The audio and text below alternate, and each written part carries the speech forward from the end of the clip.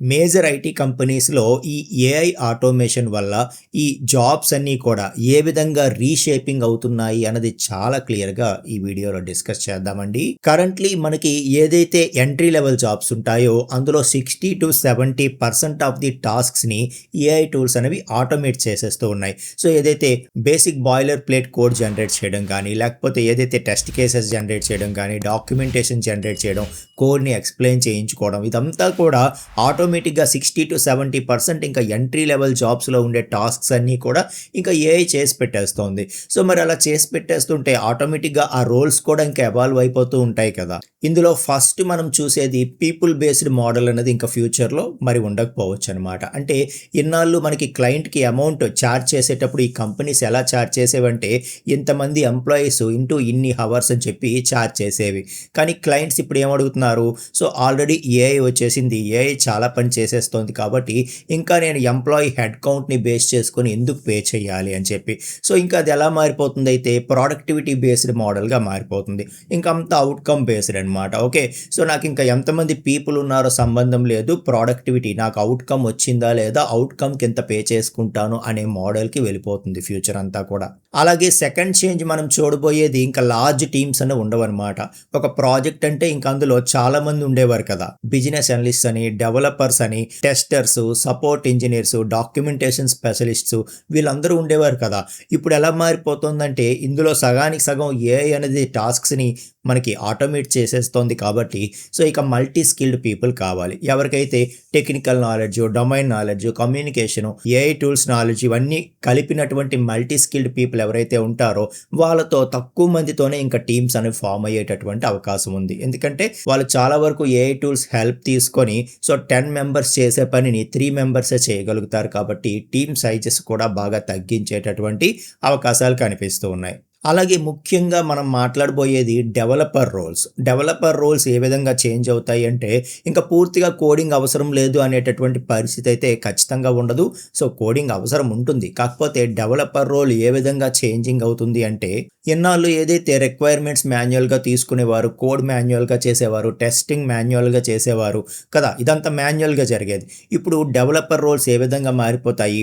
ఏదైతే రిక్వైర్మెంట్స్ తీసుకున్నారో వాటికి ఏఐని సరైన కాంటెక్స్ట్‌తో ఏఐకి ఇవ్వడం, అలాగే ఏఐ టూల్స్‌తో కోడ్ జనరేట్ చేయించుకోవడం, ఆ జనరేట్ అయినటువంటి కోడ్‌ని రివ్యూ చేయడం, అలాగే ఎక్కడెక్కడైతే మనకి ఇంటిగ్రేషన్స్‌లో గానీ, ఆర్కిటెక్చర్‌లో గానీ హ్యూమన్ ఇంటర్వెన్షన్ అవసరమో, హ్యూమన్ అప్రూవల్ అవసరమో అక్కడ ఇన్వాల్వ్ అయ్యి దాన్ని వెరిఫై చేయడం, అలాగే సెక్యూరిటీ అండ్ పెర్ఫార్మెన్స్ టెస్ట్‌ని వెరిఫై చేయడం. సో ఏఐ ఇచ్చినటువంటి కోడ్‌ని అలాగ ప్రొడక్షన్‌కి తీసుకువెళ్ళిపోయే ఛాన్స్ అయితే లేదు. సో చాలా వరకు ఇందులో హాల్యూజినేషన్స్ ఉంటాయి. లేని లైబ్రరీస్ ఇది ఇంపోర్ట్ చేయడానికి ట్రై చేయొచ్చు ఆ కోడ్‌లో. సో అలాగే ఏవైతే మనకి డిప్రికేటెడ్ ఉంటాయో డిప్రికేటెడ్ కోడ్‌ని కూడా ఇది యూజ్ చేయొచ్చు. సో చాలా ప్రాబ్లమ్స్ ఉంటాయి. హ్యూమన్ వెరిఫికేషన్ అనేది ఉండాల్సిందే. అలాగే ఆటోమేటెడ్ టెస్ట్స్ ఏవైతే ఉంటాయో వాటిని వాలిడేట్ చేయడం కావచ్చు. అలాగే ప్రొడక్షన్ బిహేవియర్ ఏదైతే ఉంటుందో దాన్ని మానిటర్ చేయడం కావచ్చు. ఇదంతా కూడా ఇంకా సో డెవలపర్ అనేవాళ్ళు ఇంకా కూర్చొని మాన్యువల్‌గా లైన్ టు లైన్ కోడ్ రాసే పరిస్థితి అయితే ఉండదు. సో ఎవ్రీ ఫేజ్‌లో కూడా ఏఐ టూల్స్ హెల్ప్ తీసుకుంటూ దాన్ని వెరిఫై చేసుకుంటూ సెక్యూరిటీ ఇవన్నీ కూడా చెక్ చేసుకుంటూ ముందుకు వెళ్ళాల్సినటువంటి పరిస్థితి వస్తుంది. ఆ విధంగా డెవలపర్ రోల్స్ అనేవి చేంజ్ అవుతాయి. ఒకటైతే గుర్తుపెట్టుకోండి, ఏఐ ఇచ్చినటువంటి కోడ్‌ని మీరు వెరిఫై చేయాలంటే ఫస్ట్ మీ దగ్గర స్ట్రాంగ్ బేసిక్స్ అని ఉండాలి. సో నేను కోడింగ్ ఇంకా నేర్చుకోవాల్సిన అవసరం లేదు అనుకుంటే అది ఖచ్చితంగా బ్లండర్ మిస్టేక్ అవుతుందనమాట. సో ప్రతి ఒక్కరికి కోడింగ్ స్కిల్స్ రావాలి. దానితో పాటు ఏఐ టూల్స్ యూజ్ చేయడం రావాలి. ఏఐ జనరేట్ చేసిన కోడ్‌ని వెరిఫై చేయడం కంపల్సరీగా తెలియాలి. ఇక మనం చూడబోయే నెక్స్ట్ చేంజ్ ఏంటి అంటే జాబ్ డిస్క్రిప్షన్స్ మారతాయి. సో కంపెనీ ఎక్స్‌పెక్టేషన్స్ మారతాయన్నమాట. సో ఇన్నాళ్ళు ఓల్డెన్ డేస్‌లో నాకు జావా వచ్చు, లేకపోతే జావా ఫుల్ స్టాక్ వచ్చు, పైథాన్ ఫుల్ స్టాక్ వచ్చు అంటే ఓకే. సో ఆ తర్వాత ఏమైంది? దాంతో పాటు ఏఐ టూల్స్ యూజ్ చేయడం కూడా రావాలి అనేవారు. ఇప్పుడేం మారిపోతుందంటే టెక్నాలజీ మీకు రావాలి. ఫర్ ఎగ్జాంపుల్ జావా రావాలి. దాంతో పాటు మీకు ఏఐ టూల్స్ యూజ్ చేయడం రావాలి. దాంతో పాటు డొమైన్ నాలెడ్జ్ కూడా ఉండాలి. ఓకే.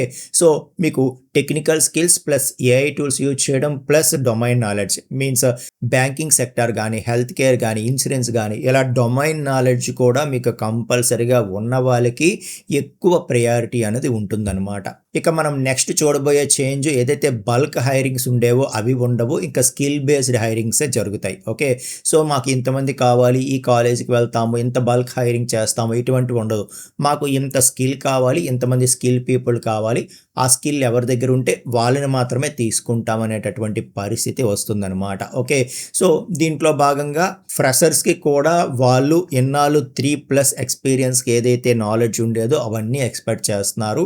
కాబట్టి ఎన్నాళ్ళలాగా ఫ్రెషర్స్ బేసిక్ నాలెడ్జ్ నేర్చుకుంటే సరిపోదు, ప్రాజెక్ట్స్ ఓన్గా చేసే నాలెడ్జ్ సంపాదించుకుంటేనే వాళ్ళు కంపెనీస్లో గెట్ ఇన్ అవ్వగలుగుతారు. కాబట్టి as early as possible multi skilled పీపుల్గా మారండి. మీ యొక్క స్కిల్స్ అన్నీ కూడా పెంచుకోండి, ఏఐ టూల్స్ యూజ్ చేయడం నేర్చుకోండి. కంపల్సరీగా ఒక ప్రోగ్రామింగ్ లాంగ్వేజ్ సెలెక్ట్ చేసుకొని దాని స్ట్రాంగ్ నాలెడ్జ్ మీరు ప్రాజెక్ట్స్ చేసే లెవెల్లో నాలెడ్జ్ సంపాదిస్తూ దాంతోపాటు ఏఐ టూల్స్ యూజ్ చేయడం నేర్చుకుంటూ అలాగే కొన్ని డొమైన్స్ని స్టడీ చేయండి. Health care, insurance, banking. So ఈ డొమైన్స్లో ఏం జరుగుతుంది, వాళ్ళకి డే టు డే ఆపరేషన్స్ ఏముంటాయి, ఆ టెర్మినాలజీ ఏముంటుంది, వాటి మీద స్టడీ అనేది చాలా మెటీరియల్స్, చాలా రిసోర్సెస్ ఉంటాయి. అవన్నీ కూడా రెఫర్ చేయండి. రెఫర్ చేసి డొమైన్ నాలెడ్జ్ కూడా సంపాదించుకునే ప్రయత్నం చేయండి. ఓకే, సో ఖచ్చితంగా ఏదైతే 2030కి అన్ని జాబ్స్ పోతాయి ఇటువంటివైతే భయాలు పెట్టుకోకండి. ఏం జరుగుతుందో ఎవరికి తెలియదు, ఎవరి హాల్యూజినేషన్స్ వాళ్ళు చెప్తున్నారు. కాబట్టి సో మనకి కనిపిస్తున్నది మాత్రమే నమ్ముదాం. ఎందుకంటే సో 2023లో చెప్పారు ఒక 3 ఇయర్స్లో మొత్తం క్లోజ్ అని, 2026 వచ్చింది. ఓకే, సో ఎప్పటికీ అదే భయపెడుతూ ఉన్నారు. ఎఫెక్ట్ అయితే ఉంది కానీ అది లెస్ దాన్ 30% మనకి ఎఫెక్ట్ ఉంది కదా. సో మొత్తం 90% అయిపోతుంది అని ఏదైతే భయపెట్టారో అదైతే జరగలేదు కదా. కాబట్టి మనకి ఏదైతే కనిపిస్తుందో దాన్ని మాత్రమే నమ్ముదాం. ఎందుకంటే ఈ ఏఐకి పడేటటువంటి కాస్ట్లు కూడా చాలా ఎక్కువ, ఇప్పుడు కంపెనీస్ బేర్ చేయలేకపోతున్నాయి. ఓకే, ఏదైతే హ్యూమన్స్కి పే చేసేదే బెస్ట్ అని చెప్పి ఇప్పుడు ఫీల్ అవుతున్నాయి ఏఐ మీద ఇన్వెస్ట్ చేయడం కంటే. ఏదైతే న్యూస్లో వస్తుందో అది చూసి భయపడిపోయి పారిపోకండి. ఓకే, సో ఇక్కడ ఉండండి, మీరు స్కిల్ అప్గ్రేడ్ చేసుకోండి. ఖచ్చితంగా మంచి రోజులు అనేవి వస్తాయి.